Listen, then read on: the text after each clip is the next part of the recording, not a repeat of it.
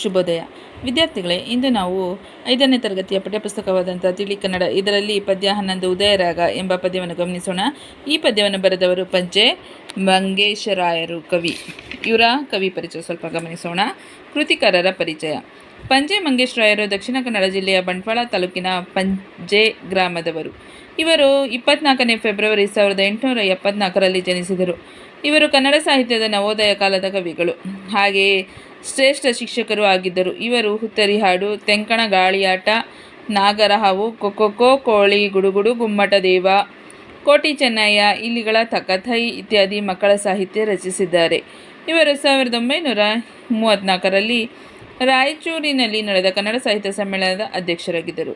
ಇವರು 1937 ಅಕ್ಟೋಬರ್ 25ರಂದು ದೈವಾಧೀನರಾದರು. ಕವಿ ಇಲ್ಲಿ ಸೂರ್ಯೋದಯದ ಸೊಬಗನ್ನು ವರ್ಣಿಸಿದ್ದಾರೆ. ಬೆಳಕು ಕತ್ತಲನ್ನು ಹೊಡೆದೋಡಿಸುವ ಸಂದರ್ಭವನ್ನು ಕತ್ತಲೊಡನೆ ರವಿ ಜಗಳಾಡುವನು ಎಂದು ವರ್ಣಿಸಿದ್ದಾರೆ. ಸೂರ್ಯ ಬಂಗಾರದ ಬಣ್ಣದ ಕಿರೀಟ ಧರಿಸಿ ಉದಯಿಸಿದಾಗ ಅವನ ಕಿರಣಗಳ ಸುಂದರತೆಯನ್ನು ಬಣ್ಣಿಸಿದ್ದಾರೆ. ರವಿ ಕತ್ತಲನ್ನು ಕಳೆದಂತೆ ಜ್ಞಾನ ಮಾನವನ ಮನದ ಕತ್ತಲನ್ನು ತೊಳೆಯುತ್ತದೆ. ಉನ್ನತ ಸ್ಥಾನಕ್ಕೆ ವ್ಯಕ್ತಿ ಅಹಂಕಾರವನ್ನು ಹೊಂದಿರಬಾರದು ಎನ್ನುವ ಸಂದೇಶವನ್ನು ನೀಡಿದ್ದಾರೆ. ಉದಯರಾಗ ಪದ್ಯವನ್ನು ಒಮ್ಮೆ ಗಮನಿಸೋಣ. ನೀವು ನಮ್ಮ ಚಾನಲ್ಗೆ ಹೊಸದಾಗಿ ಭೇಟಿ ನೀಡಿದಲ್ಲಿ ತಕ್ಷಣ ಬೆಳಗ್ಗೆ ಕ್ಲಾಸನ್ನು ಸಬ್ಸ್ಕ್ರೈಬ್ ಮಾಡಿ, ಲೈಕ್ ಮಾಡಿ, ಶೇರ್ ಮಾಡಿ ಹಾಗೂ ಕಮೆಂಟ್ ಮಾಡಿ ಹಾಗೂ ಮುಂದೆ ಕಾಣುವಂಥ ಬೆಲ್ ಐಕನ್ ಒತ್ತಿ. ನಾವು ಮಾಡುವ ವಿಡಿಯೋದ ನೋಟಿಫಿಕೇಶನ್ ನಿಮಗೆ ಬಹಳ ಬೇಗ ದೊರೆಯುತ್ತದೆ. ಉದಯರಾಗ. ಮೂಡುವನು ರವಿ ಮೂಡುವನು, ಕತ್ತಲೊಡನೆ ಜಗಳಾಡುವನು, ಮೂಡಣ ರಂಗಸ್ಥಳದಲ್ಲಿ ನೆತ್ತರು ಮಾಡುವನು ಕುಣಿದಾಡುವನು, ಬಂಗಾರದ ಚೆಲು ಬಿಸಿಲ ಕಿರೀಟದ ಶೃಂಗಾರದ ತಲೆ ಎತ್ತುವನು, ತೆಂಗಿನ ಕಂಗಿನ ತಾಳೆಯ ಬಾಳೆಯ ಅಂಗಕ್ಕೆ ಅಂಗನು ಮೆತ್ತುವನು.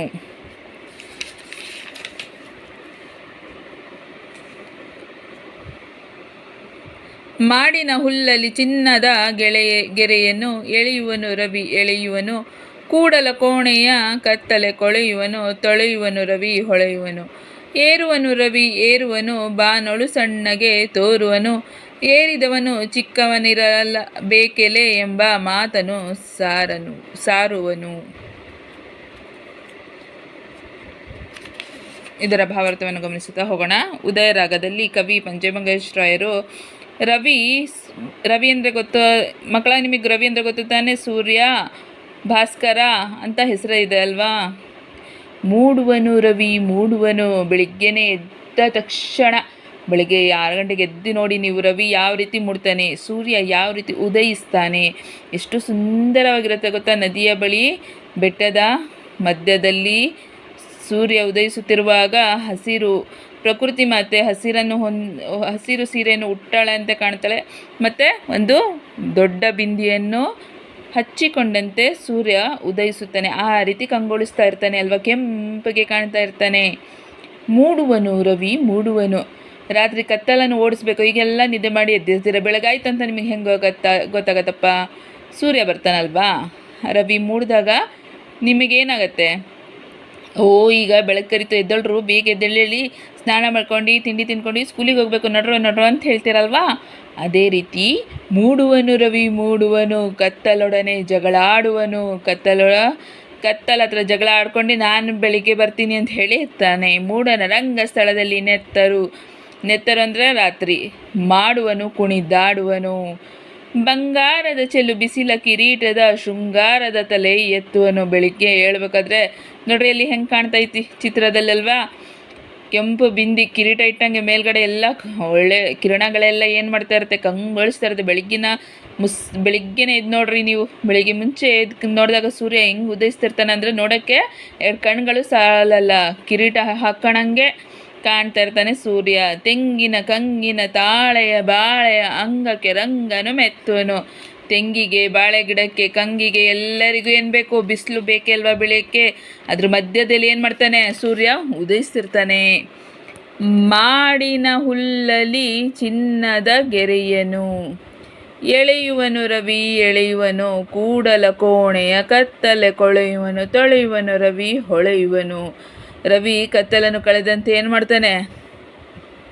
ಚಿನ್ನದ ಗೆರೆಯನ್ನು ಎಳೆಯುವನು. ಮಾಡಿದ ಹುಲ್ಲಲ್ಲಿ ಚಿನ್ನದ ಗೆರೆಯನ್ನು ಎಳೆಯುವನು ರವಿ. ಆ ರೀತಿ ಬೆಳೀತಾ ಇರ್ತಾನೆ. ಕೂಡಲ ಕೋಣೆಯ ಕತ್ತಲ ಕೊಳೆಯೇನು. ನೀವೆಲ್ಲ ಕತ್ಲೆ ಮಾಡ್ಕೊಂಡು ನಿದ್ದೆ ಮಾಡ್ಕೊಂಡು ಮಲ್ಕೊಂಡಿರ್ತೀರ.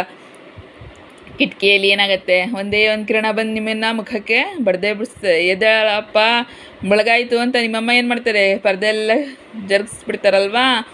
ಆ ರೀತಿ ತೊಳೆಯುವನು ರವಿ ಹೊಳೆಯುವನು, ಏರುವನು ರವಿ ಏರುವನು, ಬಾನಳು ಸಣ್ಣಗೆ ತೋರುವನು, ಏರಿದವನು ಚಿಕ್ಕವನಿರಲೇಬೇಕೆಲೆ ಎಂಬ ಮಾತನು ಸಾರುವನು.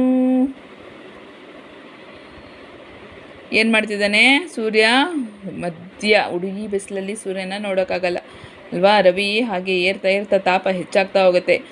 ಬಾನಳು ಅಂದ್ರೆ ಆಕಾಶದಲ್ಲಿ ಸಣ್ಣಗೆ ಕಾಣ್ತಿರ್ತಾನೆ. ಏರಿದವನು ಚಿಕ್ಕವನಿರಬೇಕೆಲೆ, ಇಷ್ಟು ದೊಡ್ಡಕ್ಕಿದ್ದವನು ಏನಾಗ್ತಾನೆ, ಸಣ್ಣಗಾಗ್ಬಿಡ್ತಾನಲ್ವಾ. ಆ ರೀತಿ ನಾವು ಮನುಷ್ಯನು ಕೂಡ ಯಾವುದೇ ರೀತಿಯ ಅಹಂಕಾರವನ್ನು ಪಡಬಾರ್ದು. ಅವನು ಏನಿದ್ರು ಒಂದು ಜೀವಿ ಹುಟ್ಟಿದ ತಕ್ಷಣ ಎಷ್ಟೇ ದೊಡ್ಡ ವ್ಯಕ್ತಿ ಆಗಿದ್ದರೂ ಕೂಡ, ಎಷ್ಟೇ ಸಾಹುಕಾರ ವ್ಯಕ್ತಿ ಆಗಿದ್ದರೂ ಕೂಡ ಅವನೇನು ಮಾಡಬೇಕು, ಅಹಂಕಾರವನ್ನು ಪಡಬಾರ್ದು. ಮತ್ತು ಬಡ ಬಗ್ಗರಿಗೆಲ್ಲರಿಗೂ ನೋಡ್ಕೋಬೇಕು. ಆ ರೀತಿ ಸಂದೇಶವನ್ನು ಸಾರ್ತಾ ಇದ್ದಾನೆ. ಅರ್ಥ ಆಯ್ತಾ ವಿದ್ಯಾರ್ಥಿಗಳೇ? ನೀವು ನಮ್ಮ ಚಾನಲ್ಗೆ ಹೊಸದಾಗಿ ಭೇಟಿ ನೀಡಿದಲ್ಲಿ ತಕ್ಷಣ ಬೆಳಕಿನ ಕ್ಲಾಸನ್ನು ಸಬ್ಸ್ಕ್ರೈಬ್ ಮಾಡಿ, ಲೈಕ್ ಮಾಡಿ, ಶೇರ್ ಮಾಡಿ ಹಾಗೂ ಕಮೆಂಟ್ ಮಾಡಿ. ಧನ್ಯವಾದಗಳು.